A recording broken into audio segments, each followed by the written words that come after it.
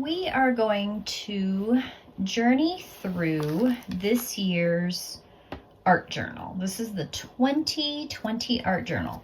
Now, I will say that the beginning part of this art journal has a little bit of ephemera in it from another journal, but that's just kind of the nature of an art journal. You have a tendency to collect artistic things. Life isn't about how to survive the storm, but how to dance in the rain. I always love that. So this was actually a gift from a student years ago that I taught, and she drew me a pretty fairy picture. And this is a piece of art that I found in one of my books, and I just stuck it in the front. That's a poem. So I printed images from the Tudor Taylor book so that I had kind of an idea of something that I thought I would work on this year. These 2 pages are about fabric swatches. These are all fabrics that I have purchased for different projects in the past, and that's why they're in here, is they were kind of getting shuffled around and I decided to put them in my art journal, so at least I know where they're at for future reference. And there's a couple pages of those. If you look at it, I actually put the sticker of the company. If they send it to me with a sticker, I'll put that on there with a cutout of the fabric. I also put description and how much I purchased it for. Oh, this is my Silk Baron samples. I actually have an entire bin of Silk Baron samples, but these are the ones that I've actually purchased. More fabric swatches. This is V-Love's last black outfit. I actually made this in 2019. I was very happy with it. It gave me actually the inspiration for the next one that I'm going to do. I have all the fabric. I just need to lay out the pieces and embroider them because it's an embroidered piece. This was actually a outfit I made 2 years ago for friends of mine. This is the draft and the outline for my doublet outfit. Some pendants I made over the years. These are painted boxes. I go through phases where I paint everything. This is an Antari that I made, an Ottoman Antari. And this is all of the fabrics that I purchased for that Antari. This is a beautiful outfit. I taught this young lady how to make this outfit. She still has this. She was new to the SCA. More Ottoman garb notes, design notes, layout, and then a picture of me in the outfit. And again, fabric swatches, what I used in the project. These are just notes. This is a painted box I made several years ago, 2012. And I found this in my ephemera and I just decided to stick it in there because I didn't want to lose this piece of paper.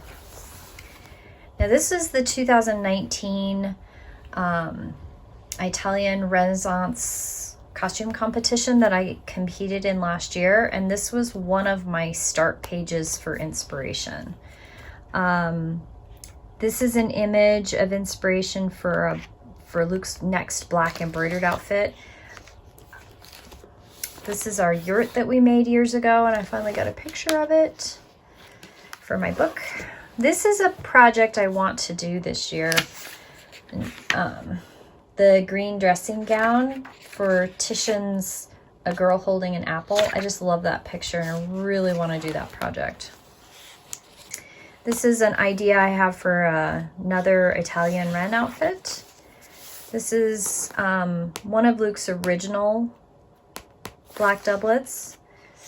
This is a Tudor gown. I love this. This is my device dress. I get more pictures of random people taking pictures of me in this outfit than any other outfit I own.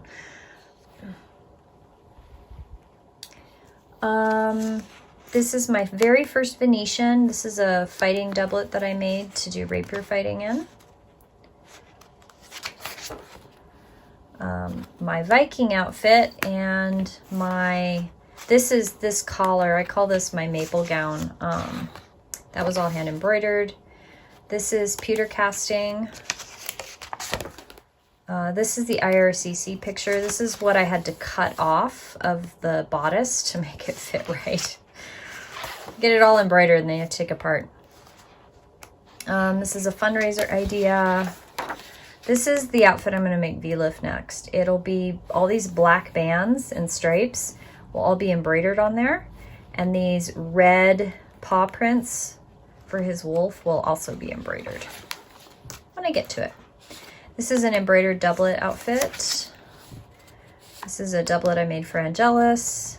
This was the design, one of the design pictures for my green skirt, which there's a video on my YouTube channel for that for this last year. Silk taffeta petticoat. More shirts. This is a huge project. This was my grandma's treasure box that I made last Christmas. These are the design pictures for one of the dressing gowns I made for somebody as a gift. This is more fabric samples for ideas, fabrics for different things that I want to make or have made. Glove cuffs. So this was my 2020 goal list, and you can go back to the 2020 video to look at it, but I didn't complete a good chunk of that. I bought some Tudor Tailor patterns this year. I put them in there. More fabric samples. This was for my art studio jacket. A coif. Wool fabrics that I bought from Fabric Mart. They were all on sale. I got some 100% wool for $6.99 a yard. So let me tell you, if you're going to do Fabric Mart, the best time to do Fabric Mart sales is going into January, February, when people are starting to think about making spring and summer clothing. They sell a lot of their wool on sale. Cato's Dalmatica. This is the pattern for the embroidery. This is our design. More embroidery patterning. Another design picture. I keep receipts. Literally anything I buy for a project, I keep the receipts. Bloomers pattern. More fabric samples. Truly Victorian shirtwaist. This is a project I'm still working on. My measurements in April. Woohoo! My basket liner. I just like that picture for some reason. This is my blue walking skirt that I made out of this really nice fabric that I have a swatch back here for.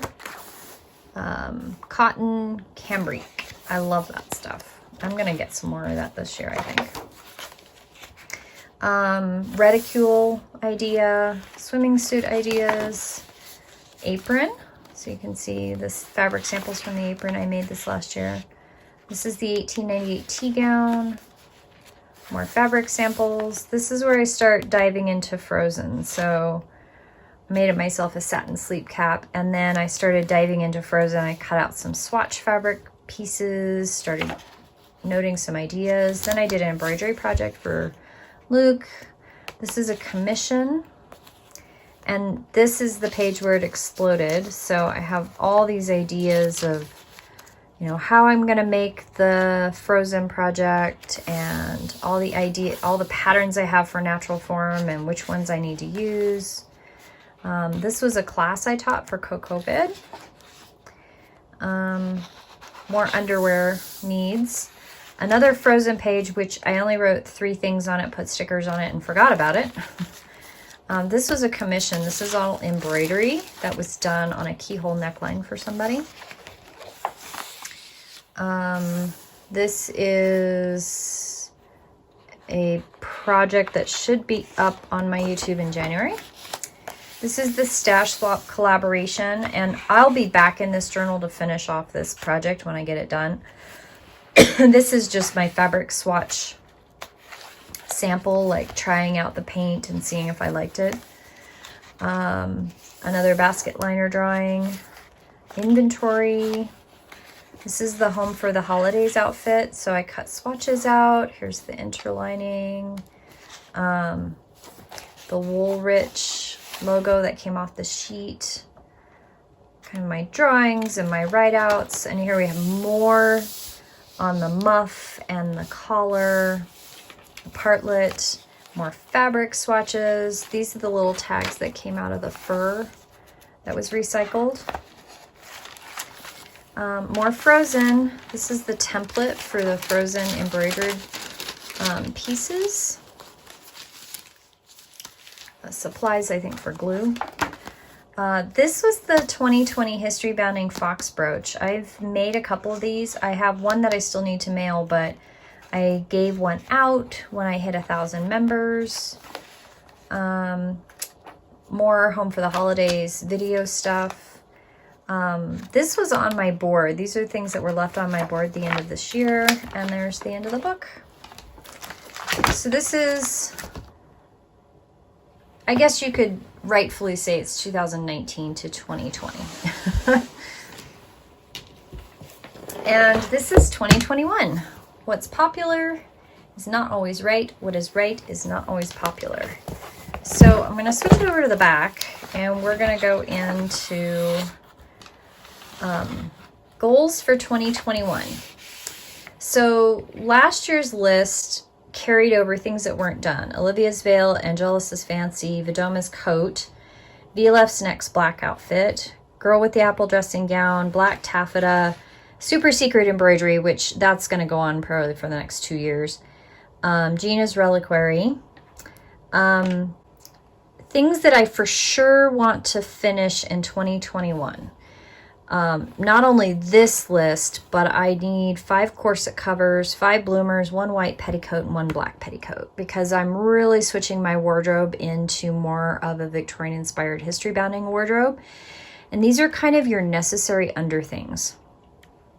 I want to finish Shane's Dalmatica, or at least the embroidery on it. He's responsible for buying the linen of whatever choice he wants. So once I get all the embroidery done, I can just whip the Dalmatica out. I want another set of pockets that have larger openings, mostly because my cell phone has a hard time going in my pockets. I need to keep up with my mending. That's a goal. Last year's list, which is up there. I'm working on a manuscript, and my black silk Venetian is a possible. That's kind of at the bottom. It's not a number 1 thing to do because I still have the black taffeta to finish, and that's an embroidery project. Goals, I want to monetize YouTube, and I want to get a photo printer for my journaling. So as I make things, I can take snapshots and stick them in my art journal. I draw things out, which is fine, but I'd like to have a picture of the finished product. My media goals, I want to be more consistent in blogging, more art journaling, so I want to actually sketch more.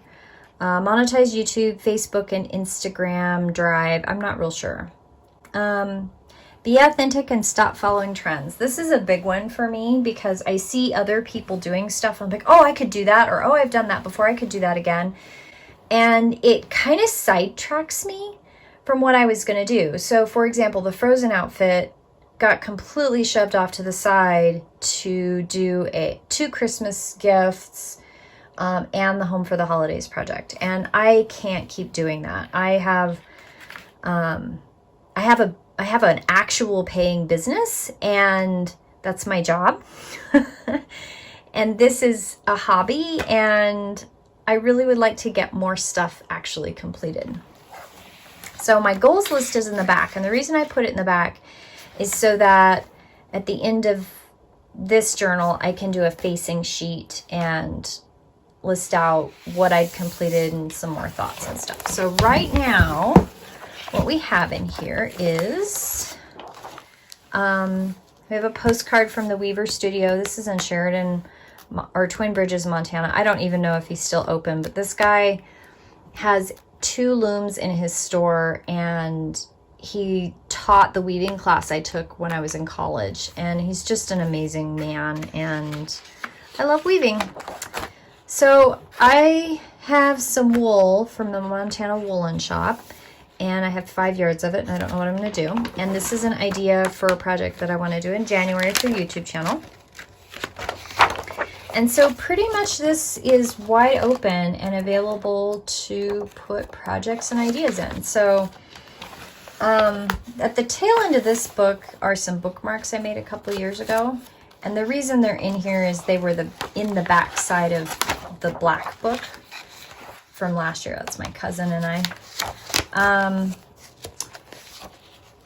So I didn't want to lose the papers, but I did want a new art journal. So that is the goals for 2020. So this is kind of 2019, 2020, 2021. I'm not calling it 2019. I have 2020 written on here. I think because the tail end of 2019 is when I really started revving up my YouTube channel after it was just kind of intermittent from 2015 to 2019. I mean, I've had the channel since 2015. I've done all kinds of stuff on there and removed things and edited things and whatever.